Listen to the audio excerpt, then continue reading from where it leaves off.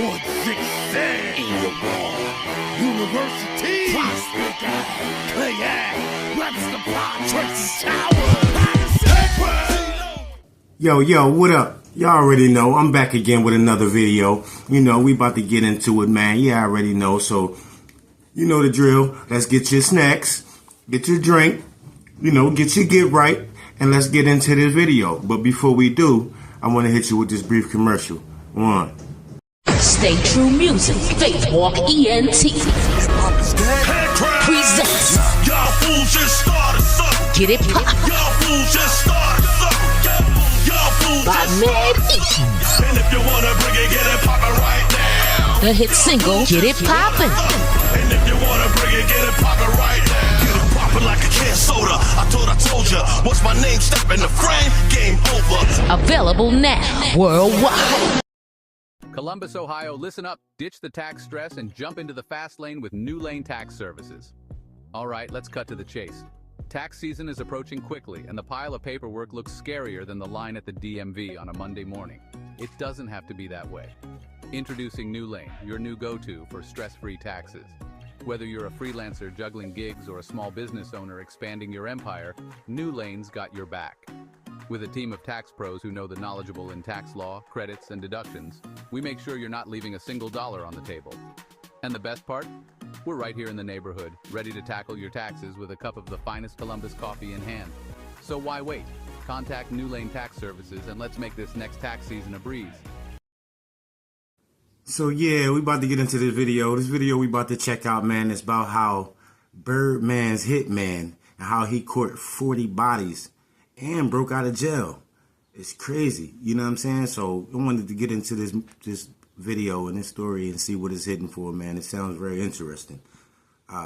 Yeah, 40 bodies, broke out of jail. Man, but before we get into this video, man, I want to give a shout out to Swamp Stories, man. You know what I mean? Where I get this video from. I want y'all to go over there, check out their channel, man. Show them some love. They got a lot of good content over there. You know what I mean? So show them some love. Swamp Stories, sorry. So, you know, let's get into it, man. Fair use. Here we go.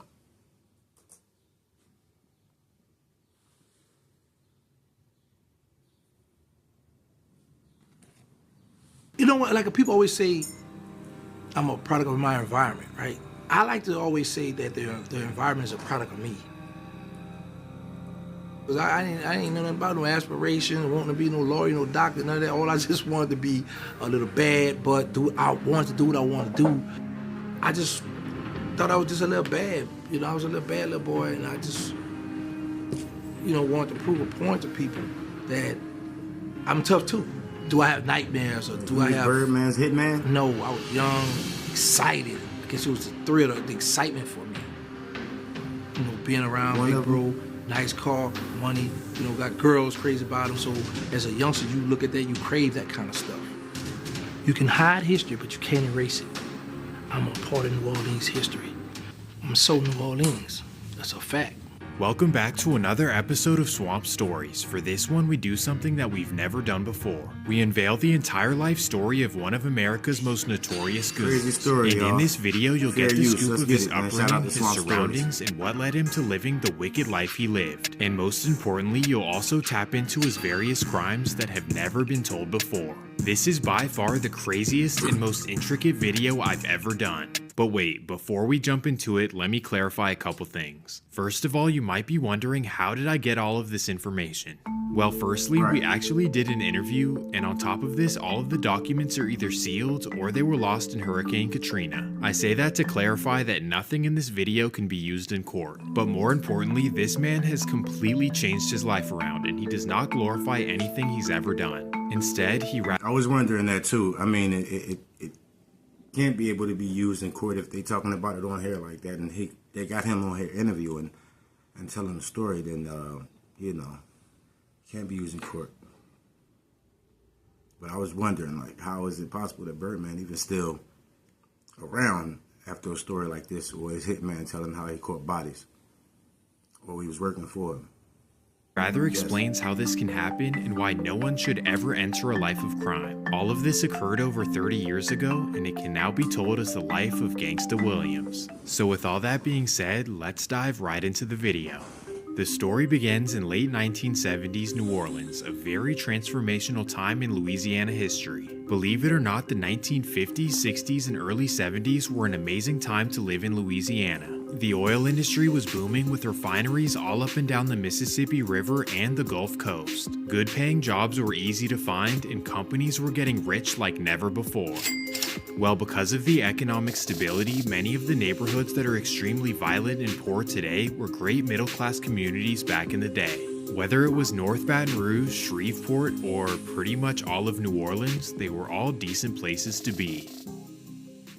Well, in this video, we start off in New Orleans' 17th Ward, a historically middle-class part of the city. This is where a young man named Terrence Williams was born and raised early in his life. I was born and raised in Gertown, Pine and Olive. It's the 17th Ward. Not too far from where Lil Wayne always rap about Holly Grove. That's where I come from, Gertown though. It was good. I know back in the day we had chickens in the backyard. I used to be on the Gertown swimming team. Gertown back then, now it changed now, but back then, Gertown was more friendly.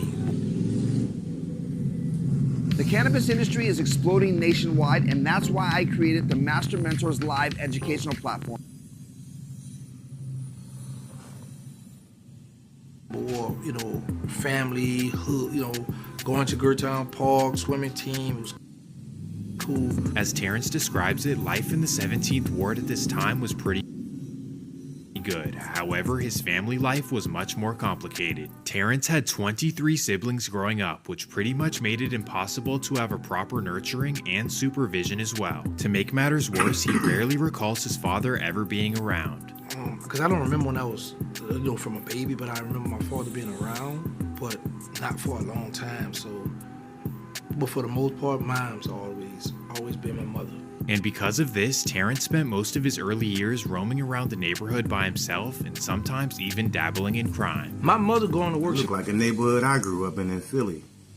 It's crazy how all these neighborhoods in these different states and countries look alike. Designed like that on purpose, for a reason.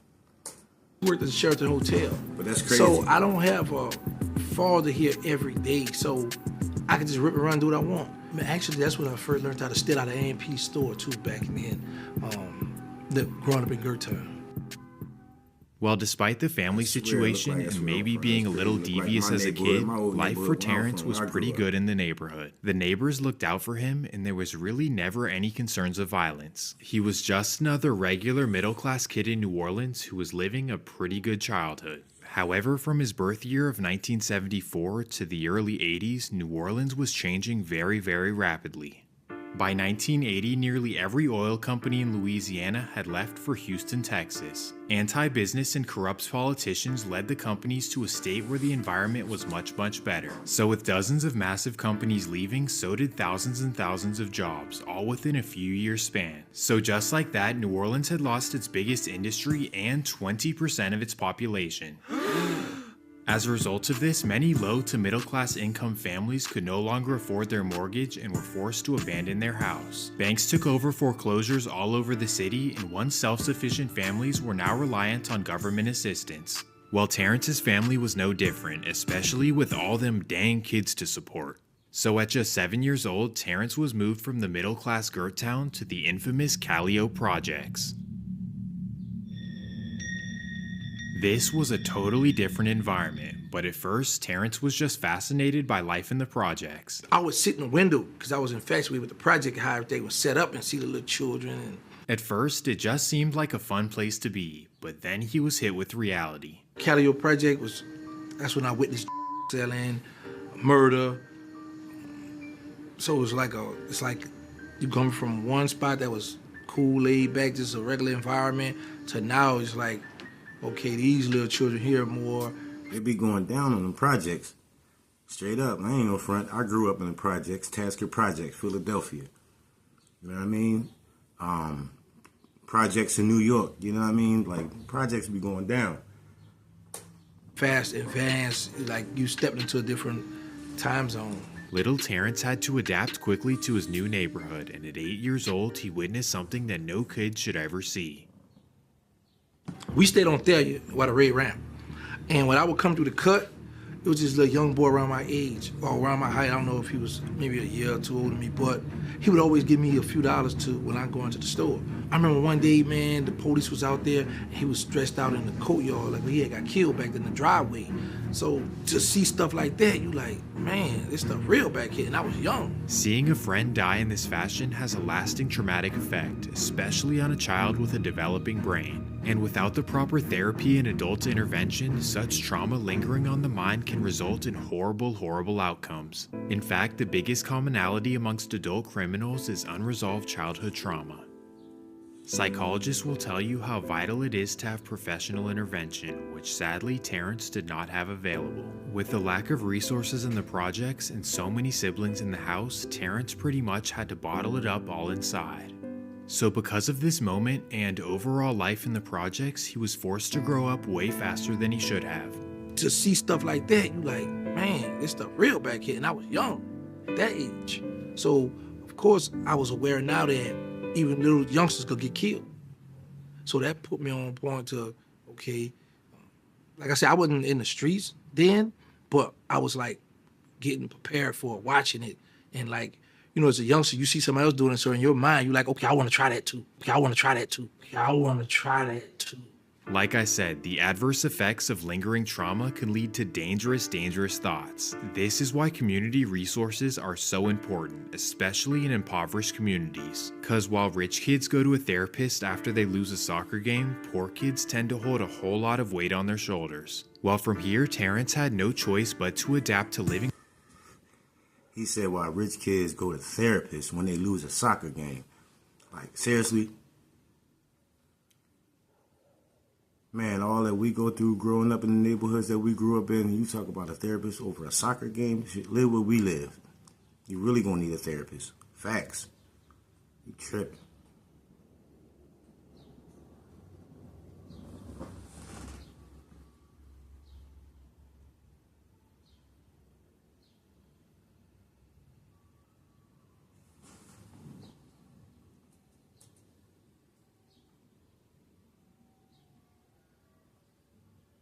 Life in the Callio projects. And during this year, New Orleans saw 233 homicides, making it by far America's murder capital. This is statistically the equivalent of New York City having 4,000 murders a year when they typically average about 350. I can't express how unfathomably bad New Orleans was during this time, and most of it was taking place in these various projects. Well, because of this increasingly bad environment, Terrence's family decided to move once again.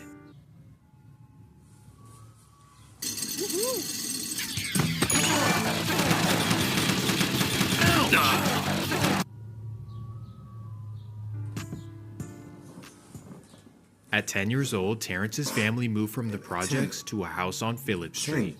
Kind of 10 years old, mind you, still 10 years old right now. This area was still somewhat middle class and definitely much better than the Callio projects. It was still somewhat dangerous, but it was definitely a much improved place for Terrence to grow up. Regardless though, violence would still make an appearance in his life, but this time in the strangest way possible. So let me explain. The year is 1986 and Terrence is 11 years old. He's flunking out of school, he has no goals or aspirations, and he's becoming known as a class clown in the area. I got kept back. I got held back in first grade, third grade, and in fifth grade. Because I always was it's like I just always wanted to be the class clown, joke, cause teacher out. So I've always been like that. On top of this, he has no positive male influence in his life to guide him in the right direction. Instead, he has a mythical creature in his mind, a teenager who everyone looks up to in the area. This would be his older brother, Brian Baby Williams, who he had little to no memories of growing up. Baby was just one of his 23 siblings who bounced around from house to house as a kid, rarely overlapping with Terrence. But despite their lack of relationship, he definitely looked up to his older brother, especially after knowing his reputation. At this time, Baby was only 16, but already a young street millionaire. He had the cars, the jewelry, the women, and much admiration from the whole uptown community. Because of this, little Terrence was eager to meet his older brother and was hoping to impress him as any little kid would. Well, that opportunity would finally come, but not in the way he ever expected. And here's where the story takes a crazy, unexpected turn. Yes, 1985. My mother's phone rings. Phone ring in the kitchen. I answer it. It's baby on the other end. I'm gonna be around there. Come outside and get home, alright? An 11-year-old Terrence is so excited that his older brother is finally coming around. So for over an hour, he sits by the window waiting for his brother to honk the horn. And then he finally sees what he was waiting for. A brand new SUV blasting music rolls up the street. Terrence is geeked, so he instantly hops up and sprints outside to the car. There he sees his brother behind the wheel, no one in the passenger seat, and a whole lot of girls in the back. That's when Big Bro tells him to hop in the car, and this is like a dream come true. So now we got this nice fancy car with the rag top, nice little rims on it, so you're young, you're like, wow, this. So little Terrence hops in the passenger seat, but this is when things take a left turn. Jump in the car with him. First thing happens, a gun in the back of my head. I'm like, whoa. What is going on? Terrence is so confused, but that's when he's given an explanation. You see, never jump in a car with somebody in that back seat. When you jump in a car, you gotta be aware who's in that back seat. Like, I get what he's saying, but that's crazy. You know, it's supposed to be a little brother. He's hopping in the car, and they put a gun to the back of his head. You know what I mean? 10, 11 years old, you hop in the car, get a gun put to the back of your head. You know what I mean? It's crazy. I get what he's trying to, you know, say. Like, the message he's trying to give him is like, you know, always be aware of your surroundings, especially if you get in a car with people in the back seat, female, male, no matter what. You know what I'm saying? Always be on your square. Don't get in the car with people in the back seat unless you know who they are in the back seat. You know what I'm saying? And what they up to. But I get it, you know what I mean? But to be 10 years old, 11 years old, yeah, that's kind of crazy. Because you might not make it out. That might be your last time in that front seat.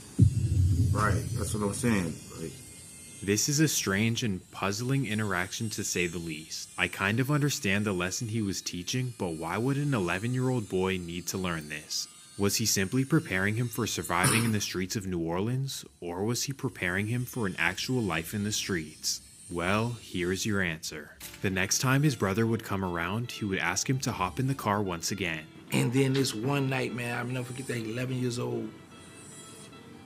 He showed me this, it was a 22. You ready to use this? Now with the blick in his hands for the first time, Terrence is ready to do whatever he has to do. 11 years old. And by that being, yeah, you know, because I'm happy to be around him. So we go up Phillip, turn left on Magnolia, turn another left on First, then hit back on Robinson Street and go past Jackson Avenue. And he pointed this young man. You can just imagine the influence he had on Lil Wayne as a little kid. You know what I'm saying? If he had all this much influence on this guy at 10 and 11 years old, and you got him out catching bodies and shit. Like, that's crazy. This is not how we teach our youngins, you know what I'm saying? Like, man, it's just crazy. And told me to shoot him. Wow. Wow. So I was like, give it a gun, give it a gun. I jumped out.